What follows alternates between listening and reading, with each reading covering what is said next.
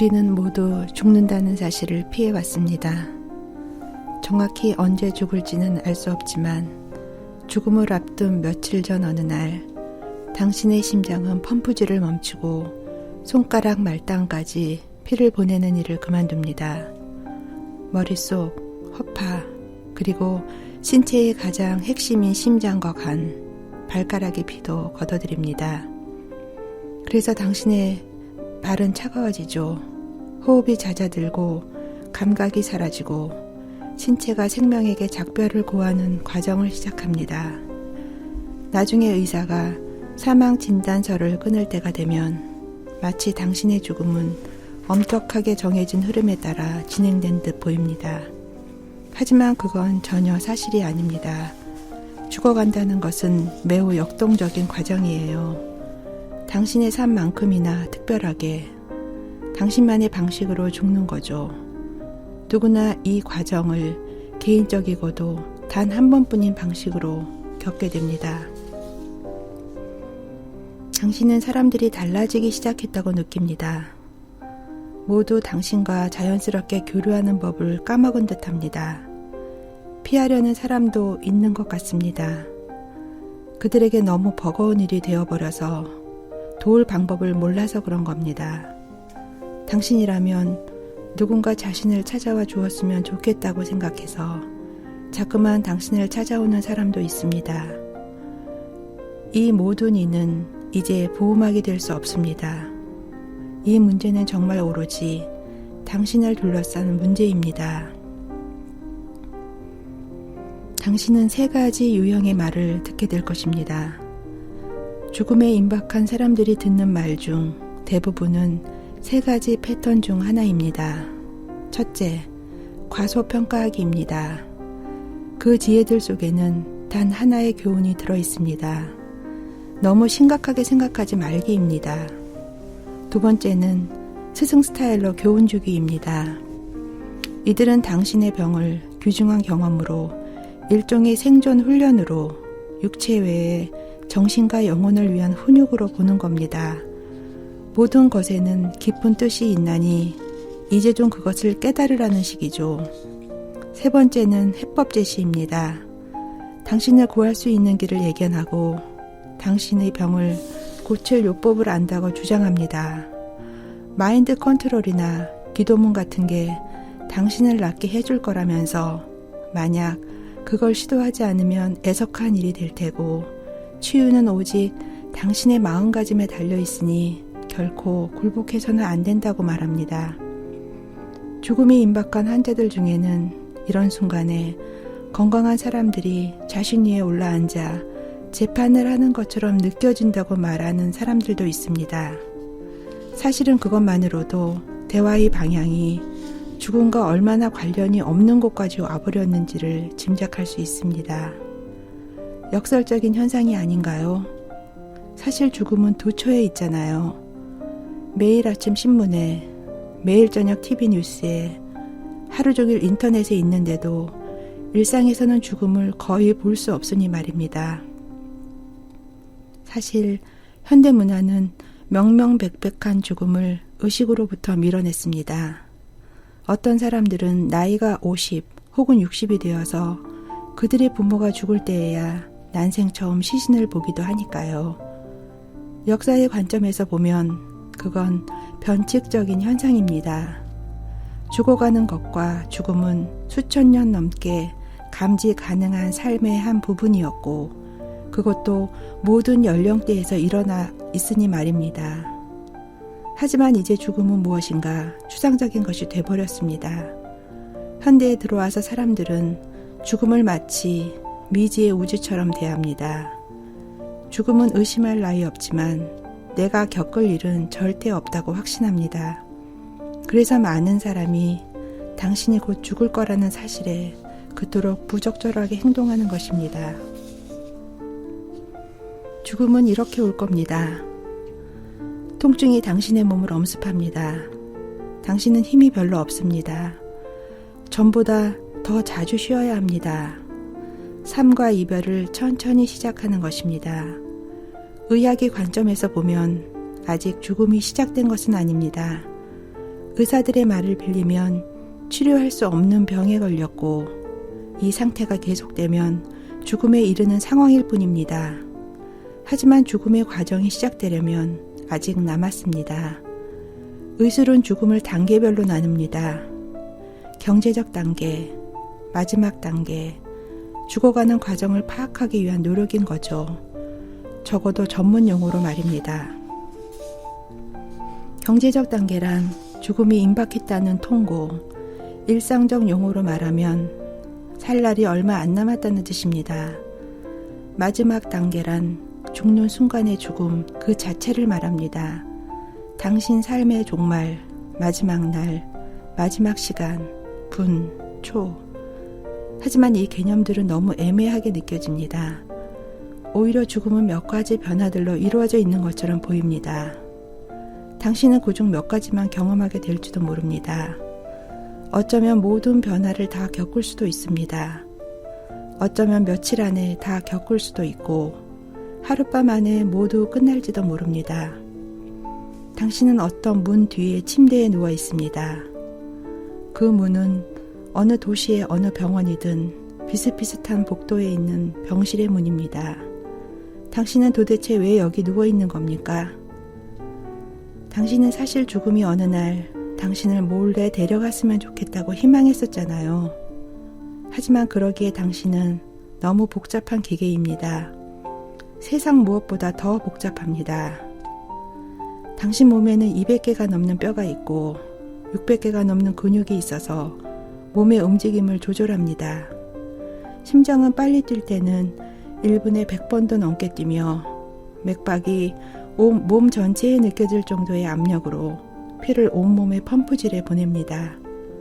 허파는 매일 1만 리터도 넘는 공기를 들이마시고 그곳으로부터 수백만 개의 폐세포들이 800리터의 산소를 빨아들입니다. 당신의 뇌는 무게로 치면 3만 파운드도 되지 않지만 생각과 행동과 기억과 꿈을 불러내고 폭풍보다 더 빠른 속도로 신경을 통해 자극을 보냅니다. 당신은 수십억 개의 부속품으로 이루어져 있습니다. 어떤 기계보다도 더 복잡합니다. 그런 기계가 한순간에 꺼지는 일이란 좀처럼 없습니다.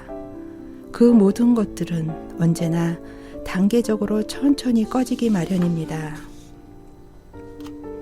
예전과 같은 삶, 아무 고통 없는 시간, 다시 자전거를 타고 일하던 것들, 여행하는 일이 다시는 일어나지 않을 것입니다. 당신은 이미 그런 것들로부터 너무 먼 길로 들어섰습니다. 당신은 죽기 때문에 먹지 않게 됩니다. 어쩌면 당신에게는 당신이 죽을 장소를 선택할 가능성이 있을지도 모르겠습니다. 어떤 이들은 자신이 살던 곳에서 죽고 싶어 합니다. 집에서 안정된 공간에서. 어떤 이들은 전문의들이 있는 병원을 선호합니다. 이때 해주고 싶은 조언 한 가지는 누구의 손이 당신의 눈을 감겨줄지를 미리 알고 있는가? 라는 질문에 답을 가지고 있어야 한다는 것입니다. 당신의 미래는 매일 조금씩 줄어듭니다. 이런 경우 많은 사람이 눈길을 과거로 돌립니다. 어떤 이들은 섬뜩할 정도로 자신의 삶을 자세히 묘사합니다. 어떤 이들은 마치 높은 곳에서 풍경을 내려다보듯이 자신의 삶을 이야기합니다. 그 모든 입맞춤들, 그 모든 눈물들을요. 예전에는 미처 그 의미를 몰랐던 것들을 아쉬워하게 됩니다. 얼마나 많은 꿈을 이루지 못했는지, 어떤 건 이루려고 노력조차 기울이지 않았습니다. 어떤 요양사들은 죽어가는 이들의 이런 깨달음을 모아서 글로 기록하기도 합니다. 많은 사람이 죽음을 앞두면 다른 이들이 기대하는 삶이 아니라 자신만의 삶을 용기 있게 살 걸 그랬다고 후회합니다. 아니면 일만 너무 열심히 하지 말 걸 그랬다고 후회합니다. 좀 더 자주 맨발로 땅 위를 걸을 걸, 친구들과 우정을 좀 더 유지할 걸, 좀 더 느긋하게 살 걸, 산에 좀 더 자주 오를 걸, 좀 더 자주 강에서 헤엄을 칠걸. 지는 해를 좀 더 많이 바라볼걸. 어쩌면 배를 타거나 노래를 부르거나 첫사랑을 만났던 그 나라의 언어를 배울 수도 있었을 텐데 걱정은 좀 덜하고 하지만 실수는 더 하고 살아도 좋았을 것을. 여행을 좀 더 자주 갈걸. 사람들을 더 많이 안아줄걸. 마음속 감정을 좀 더 드러내 보일걸.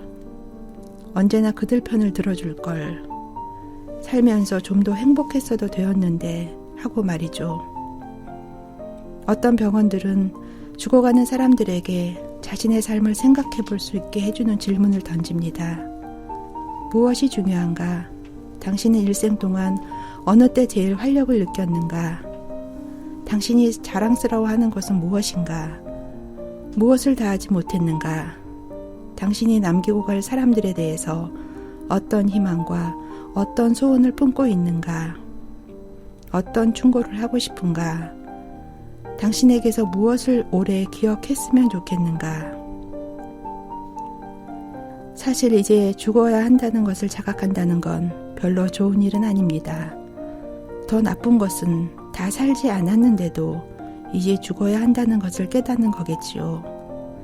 그러면 억눌렸던 갈등들, 깨져버린 인간관계들, 놓쳐버린 기회들, 지키지 않는 약속들, 낭비한 세월이 때론 더 고통스러운 경우가 많습니다. 죽음이 임박하면 여러 원천에서 고통이 생겨납니다. 의사들은 이 고통을 4가지로 구분합니다. 육체적, 사회적, 영적, 심리적 고통으로 말입니다. 육체적 고통이란 말 그대로 육체의 고통입니다. 사회적 고통이란 마음으로 스며드는 절망, 어디에서 죽을지, 누가 임종을 지켜줄지, 남은 일들이 어떻게 되는지 그런 것들에 대한 고통입니다. 영적인 고통은 의미에 관한 질문들, 죽음이란 게 왜 있는 건지, 왜 하필 나인지, 사후에는 무엇이 기다리고 있는지, 사후라는 게 정말 있기나 한 건지에 대한 의문의 고통입니다. 심리적 고통은 두려움입니다. 고통을 당할까봐 두려운 것입니다. 외로움 앞에 두려움, 불확실성 앞에 두려움, 혼자인 것에 대한 두려움입니다. 두려움은 죽음의 결정적인 요인들 중 하나입니다. 두려움은 통증을 증가시킵니다. 폐가 작동을 멈추면 의식을 잃을 때까지 피 속에 이산화탄소가 늘어나는데 이런 일은 수면 상태에서 일어납니다. 결국 질식사로 죽는 것을 두려워할 필요가 없다는 말이죠. 의식을 잃은 후에야 당신은 산소 부족으로 죽게 되니까요. 실제로 경험할 가능성이 있는 것은 호흡장애 정도입니다. 하지만 호흡장애는 실제로 공기를 공급받지 못해서 겪게 되는 경우는 거의 없습니다. 오히려 그 두려움이 호흡장애를 일으키거나 유발하는 것입니다. 패닉 상태가 되면 숨을 헐떡거리게 됩니다. 그러니 가능한 한 침착함을 유지해야 합니다. 주변의 사람들도 고요하게 함께 호흡을 한 뒤 환자를 자리에 앉히고 창문을 열어 환기하는 것만으로도 충분할 때가 많습니다. 창문을 통해 들어온 시원한 공기가 얼굴에 닿습니다. 이때 말초신경이 산소와 만나서 호흡을 다스려줍니다. 손 선풍기만으로도 효과가 있습니다. 통증의 고통도 마찬가지입니다. 통증은 죽음의 모든 영역에서 의사들이 가장 잘 다스릴 수 있는 대상이니 걱정하지 않아도 됩니다. 의사들은 애초에 통증에 관한 면밀한 분석을 합니다. 주된 통증이 무엇이고 무엇이 통증을 유발하는지, 다른 부위로 옮겨가기도 하는지, 통증의 기간과 강도, 통증의 느낌, 누르는 듯 아픈지, 찌르르 아픈지, 살을 베이는 듯 아픈지, 쑤시듯 아픈지, 콕콕 찌르는 듯 아픈지, 묵직한 느낌인지, 아니면 타들어가는 느낌인지, 그것도 아니면 무언가에 쏘인 듯한 아픔, 날카로운 느낌, 은근한 복통, 혹은 폭발적인 아픔인지, 통증의 부위가 어디인지까지 세세하게 말입니다. 어떤 이름으로 통증을 부르듯 그들은 원인을 없애려고 노력할 겁니다. 그들은 정확히 당신과 당신이 느끼는 통증에 맞는 진통제로 재단하려고 노력할 겁니다. 그들은 통증을, 그것도 아주 잘 완화할 수 있습니다. 곁에 있는 사람들에게는 당신이 더 이상 먹지 않는 것이 큰 상처가 됩니다. 뭘 먹는다는 행위는 당신을 잃지 않으리라는 가장 명확한 상징입니다. 그런데 바로 그 마지막 상징이 사라지는 것입니다. 사실 많은 가족이 그것을 견디지 못합니다. 당신이 떠난다는 것, 그것도 영원히. 그러면 위태로운 작용이 일어납니다. 당신을 잃게 된다는 두려움에 가족들은 주사를 놓아야 한다거나 그게 무엇이든 시도해 봐야 한다고 생각합니다. 그런 것을 투입하는 것은 중대한 문제입니다. 간으로 투입되는 음식이란 액체 형태의 유동식을 말합니다. 당신은 먹지 않아서 죽는 게 아닙니다. 당신이 죽기 때문에 먹지 않는 것입니다. 당신은 이제 입으로 숨을 쉬기 시작합니다. 말을 하기가 어려워지고 당신 목소리는 호흡처럼 들립니다. 당신이 무엇인가를 마지막으로 마쳐야 한다면 바로 지금 해야 합니다. 앞으로 더 쇠약해질 것입니다. 그러면 기회가 없습니다. 용서할게. 미안했어. 사랑해. 고마워. 잘 있어라는 말을요. 그건 당신이 꼭 해야 하기 때문은 아닙니다. 오히려 죽음에 가까운 이들이 모여있는 그런 병동에서는 달콤한 화해를 그리 높게 평가하지도 않습니다. 수년 동안 갈라놓았던 틈을 마치 죽음이라는 최정상에서 화합이라도 할 것처럼 하는 화해. 아름다운 죽음으로 절정을 맞는 찬란한 종결. 그런 생각은 오로지 건강한 상태에 있는 사람들만 할 수 있는 상상입니다. 하지만 죽음은 결코 아름답지 않습니다. 죽음은 힘들고 고통스러운 것입니다. 그러나 죽음은 삶의 한 부분입니다. 죽어가는 사람도 산 사람도 그걸 인정하기는 쉽지 않습니다. 인간이 인간다운 것에는 고통도 속하고 통증도 속합니다. 물론 말로 하기는 쉽습니다. 하지만 그걸 지켜보는 건 어렵죠. 죽어가는 사람을 많이 본 사람에게도 결코 쉬운 일이 아닙니다. 하지만 그 고통 가운데서 인간의 존엄성을 체험하는 것만큼은 위로가 됩니다. 병이 깊어지고 죽음이 목전에 다다라 고통이 잦아들면 누구든 의기소침해져 숨으려고 듭니다. 친구 앞에서든 타인 앞에서든 지금 이 모습으로는 자신을 내보일 수 없다고 합니다. 육체가 황폐해집니다. 힘이 다 빠져나가죠. 탄력 없는 엉덩이에는 기저귀를 차게 됩니다. 누군가에게 내가 아무 가치가 없는 물건처럼 보일까 전전긍긍합니다. 죽어가는 사람 중에 많은 사람이 죽음을 자신을 벌거숭이로 만들고 개인적인 깊은 치부까지 드러낸다고 말합니다. 자신이 아무런 결정권 없이 완전히 다른 힘에 맡겨져 있기 때문입니다. 상처를 받을까 두렵고 상처를 줄까 무섭고 소중한 이들을 힘들게 할까봐 두렵습니다. 조금이라도 힘이 남아있다면 가족들과 그 감정에 대해서 이야기를 나누는 건 매우 좋은 일입니다. 대화를 통해 당신이 어떤 걸 꺼리는지 그들도 알게 됩니다. 1분마다 100여 명이 죽습니다. 시간당 거의 6,500명이 죽습니다. 하루에 15만 명이 죽습니다. 각자는 저마다의 이야기가 있지만 그저 사망자들입니다.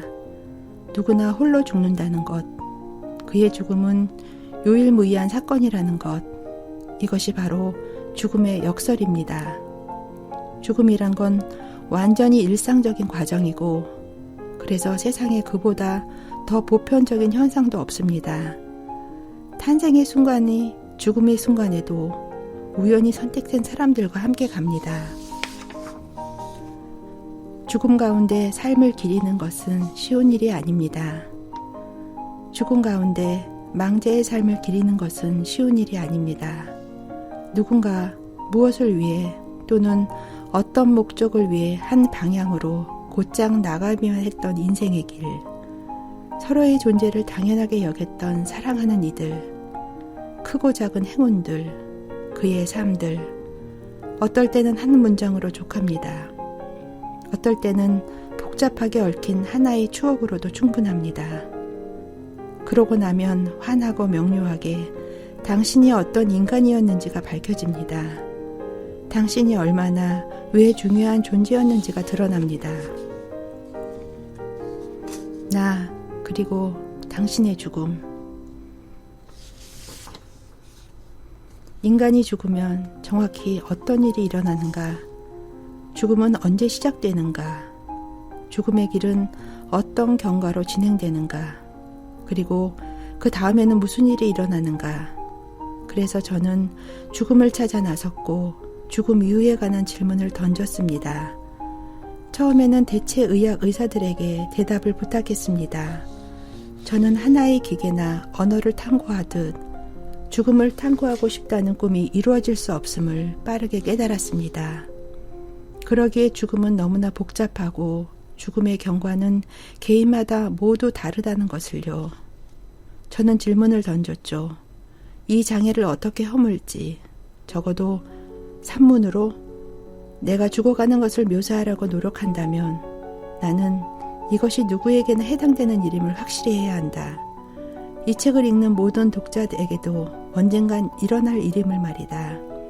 죽음에 관한 책이기는 하지만 그냥 아무나의 죽음을 이야기해서는 안 된다는 것이다. 그게 아니라 바로 나, 그리고 당신의 죽음이어야 한다고 말입니다. 사실 죽어간다는 것은 지식과 컨트롤이 반대이며 죽음에서 지식은 한계에 부딪혀 버리기 마련입니다. 죽어감과 죽음에 대한 고민이나 사고는 모두 지적인 성격을 지니고 있지만 죽어간다는 것은 정신이 아니라 영혼에 관련된 과정입니다. 이제 한번 생각해 볼까요? 서두를 필요는 없습니다. 다만 꼭 필요한 준비를 시작하는 것뿐입니다. 당신의 장례식에 어떤 이들이 오기를 바라나요? 그날의 추모식은 어떤 방식이면 좋을까요? 당신이 즐겁게 웃던 어느 날의 영상이 있기를 바라나요? 아니면 당신이 즐겨 듣던 노래가 흐르면 좋을까요? 당신은 어디에 살고 싶나요? 가족묘지? 아니면 납골 땅? 화장을 하고 싶나요? 그렇다면 어느 곳에 뿌려지기를 원하나요? 아니면 수목장? 그곳은 어디인가요? 누군가 당신이 장례를 맡아야 할까요? 미리 정해둔 장례업체나 전문가가 있나요? 남겨진 이들 중에 누가 제일 걱정이 되나요? 그렇다면 그를 위해 무엇을 준비해 놓아야 할까요? 지금 당신이 사랑하는 그들은 당신의 사랑을 충분히 받고 있나요? 아니면 느끼고 있나요? 당신은 무엇을 하지 않은 걸 후회하게 될까요? 어떤 게 가장 자랑스러운 일이 될까요? 이것은 오직 당신 자신의 죽음입니다. 당신이 탄생한 순간부터 반드시 있게 될 확실한 종결. 우리 모두에게 일어나는 일. 그래요. 그렇게 우리는, 당신은, 나는 준비해야 합니다. 내 삶이 오직 나 자신의 방식이었던 것처럼 죽음 또한 온전히 내 방식대로 이루어져야 합니다.